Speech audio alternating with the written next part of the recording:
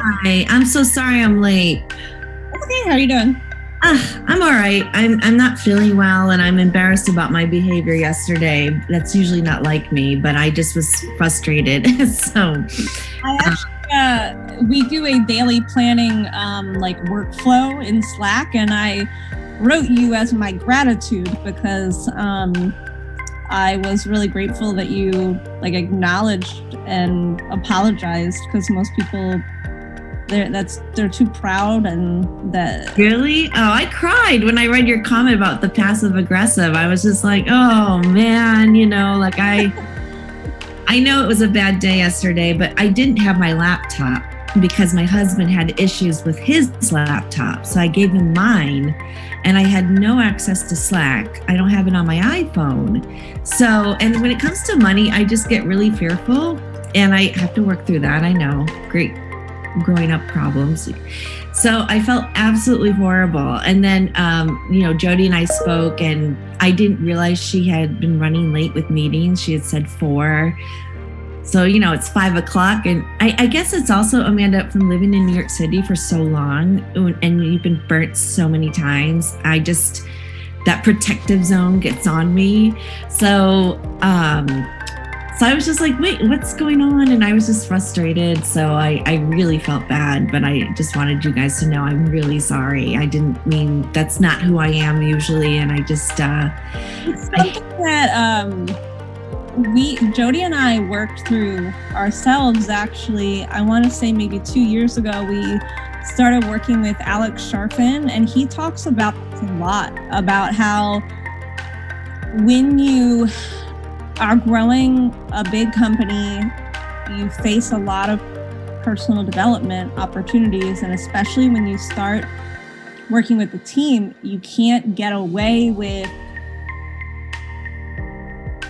the same type of things that you can when you're on your own. Like when you're on your own, you're the only person who has to deal with your shit, right? Yeah. Team, anything that you're dealing with, they have to deal with too. Exactly.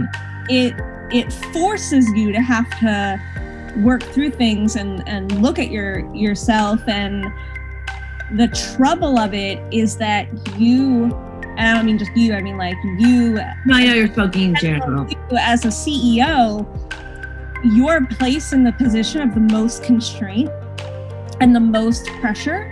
Being a CEO is a lot of work, and you're the person who's responsible for people's paychecks. You're the person who's responsible for the success of the business or the failure of the business. And so you're the one that feels it, but you can't allow that pressure and that noise to cloud your judgment and cloud your emotional regulation, because then it filters into everything else in the business. It's like your responsibility as the CEO to emotionally regulate, because you are the health of the business.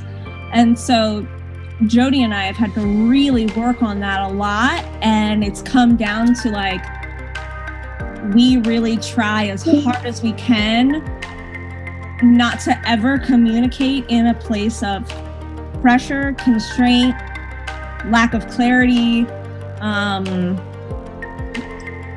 We have or fear.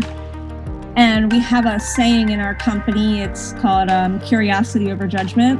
I love that.